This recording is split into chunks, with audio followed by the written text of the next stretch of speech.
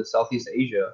So I I've seen many game streams with more uh, you know entries in that, man. So I think if we can get you some votes, you've got a pretty good chance of winning.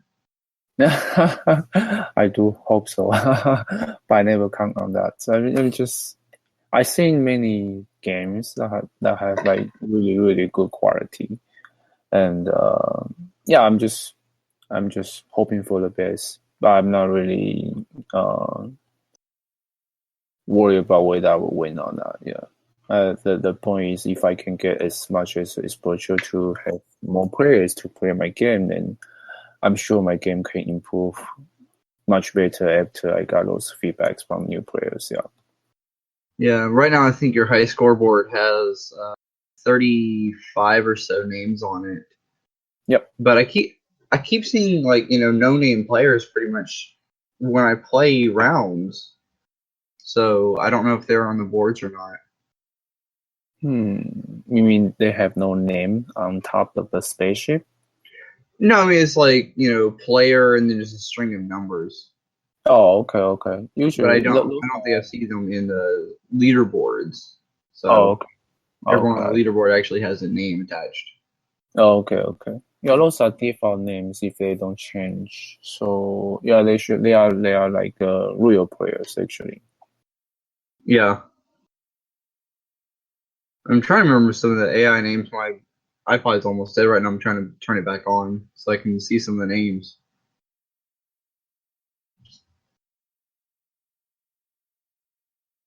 AI actually have names, not just like player XXXXX. They have like different names which I randomly assign, and also have like a country flag. I honestly thought for the longest time that the AIs were just really dedicated players that just I kept playing against because it's not just like bot and a number. It's like Alice and actual like names that make you think they're players. That's my So, intention actually. But I need to improve the AI so that you can be more like a real player. But one of the reason, the game I mentioned before is called the Battle Round, and mhm. it's like a four player per game section.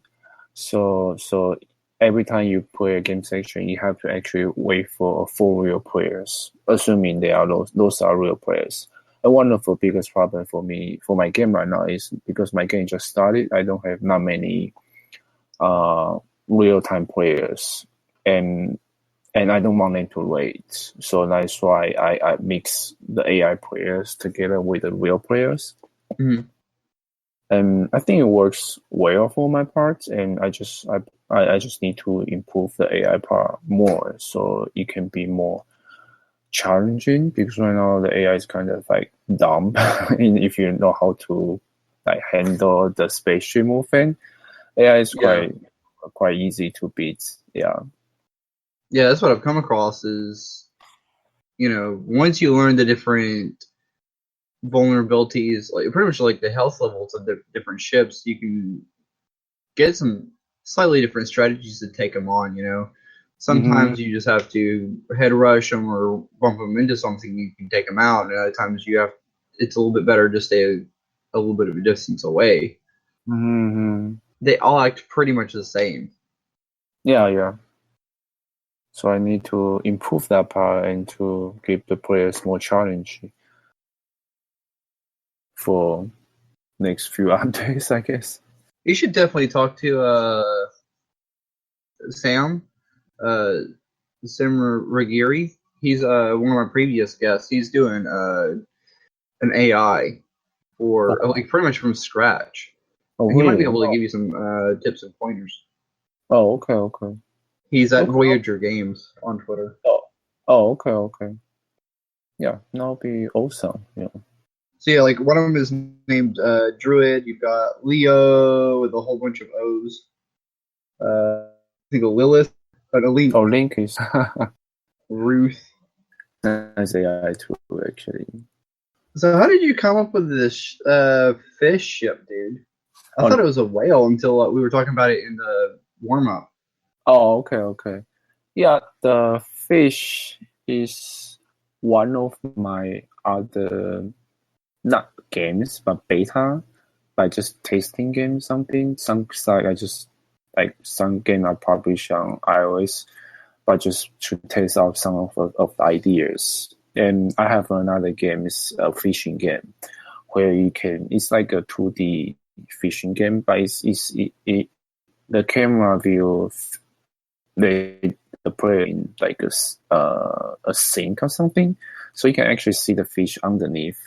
And the main fish I have for that game is actually the fish I use for the Battle Galaxy.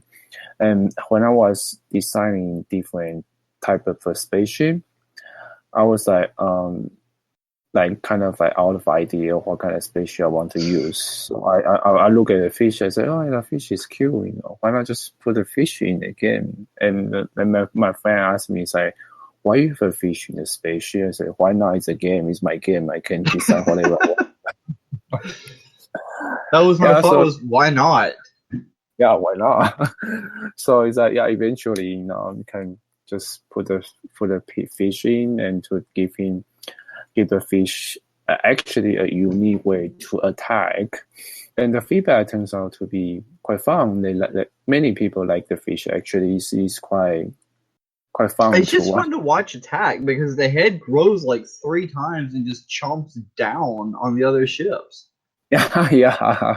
I want to make it as dramatic as possible, so you can enjoy using the fish. Well, I mean, I really like it because it's so much different from the other ones. Oh, we're spaceships, we shoot everything, and there's some that are like the double blade that it's weaker on the lasers, and you have the one that looks like a camera that is just like a flying cannon pretty much in the old school sense of it just launches a huge bolt. And you get this fish that runs around chomping on everything. Yeah. I think somehow the fish actually gives a good feedback overall to the game, and perhaps it can be the main character, or I can maybe later write a story behind between the human and the space and the different species, which is the ship, the fish. So it's many possibilities I can try. Oh, dude, that would be awesome. Like backstories for the different ships. To be able to have different kind of species. I think that's something I can also try that. Yeah. Oh, now that you're saying that, you know what that makes me think of? Have you ever heard of Farscape? Which one is that? Farscape. I think I might have, but I'm it not was by sure. Gene Roddenberry. I don't know. Was it by Roddenberry? Hold on. The same guy that did Star Trek, I think. Oh, okay. Let me make sure.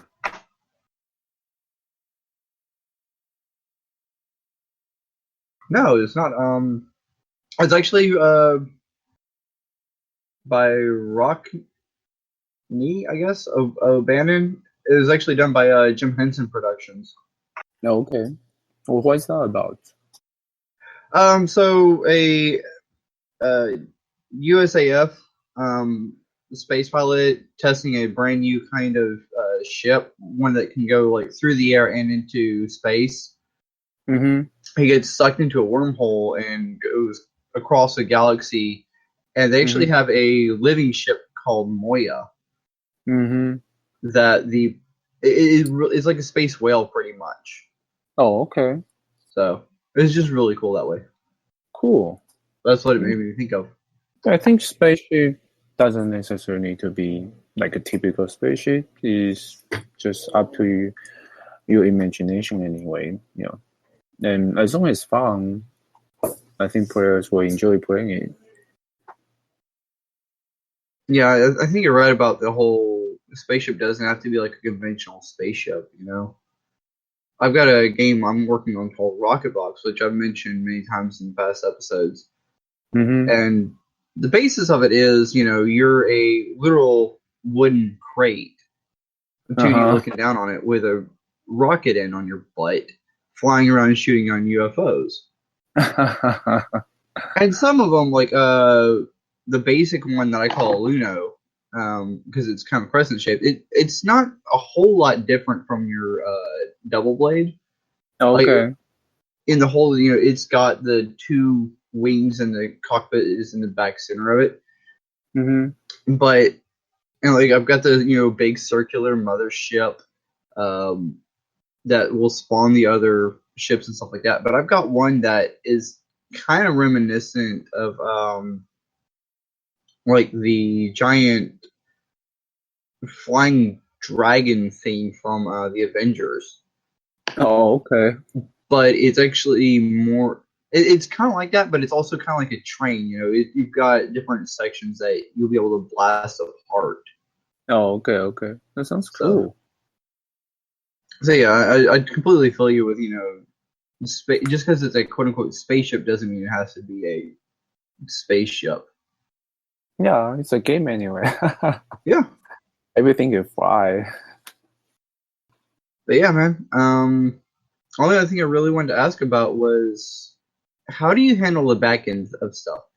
Because I had another game that I wanted to work on last year, a card game, but I had to give up on it because I have no idea how to do the multiplayer online connectivity.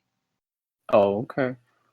For Unity, I am using an engine called the Photon Network, and which is quite intuitive, I would say, and it's pretty much the same as the Unity network engine itself. And you can actually get it for free on the Unity Access Store. But if you get the Pro edition, which is about $60 to $90, I think, then you can get like current active players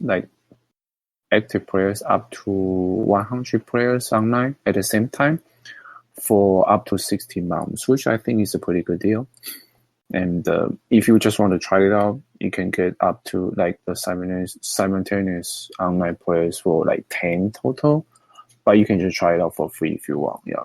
And I think that engine is quite powerful. It has many big games using that. So it's definitely something, if you're interested, you should check it out. It saves a lot of time just to write your own network codes. Yeah, I'm looking at their website now, and like Glue, Microsoft Studios, Square Enix, let's see, Warner Brothers, there's 2K, Bandai Namco. All these guys use this, and there's there's more. That's just the ones that are advertising. There's 181,000 developers and studios using this. That's crazy. Yeah, and it's pretty much cross-platform as much as the Unity does. So they even got Linux support. Wow. Yeah. So I think definitely something worth checking out, and it's free to just try out to see if it's something you like. Oh yeah, man, I'm definitely checking this out. I would love to get this game going. Yeah, sooner or later you will. Thank you, man. No problem. Here I'm supposed to be supporting you, and you're encouraging me in my development. Oh, we can encourage each other. Maybe we can work on the same game in the future. You never know, Hey, and I would love that. I would love to do a collaboration with someone. Yeah. I think everything is possible. Yeah. So, man, we've wrapped up a half hour here. Anything else we want to talk about? You want to throw out and pitch? Oh, okay. So, the way I do my game, or I develop my game is I constantly put updates for my game. So right now I'm still considering my game as like a beta phase. But if you like my game, just complain and then send me an email or send me a Twitter message. Let me know any feedbacks you have because I'm always welcome for players' feedback.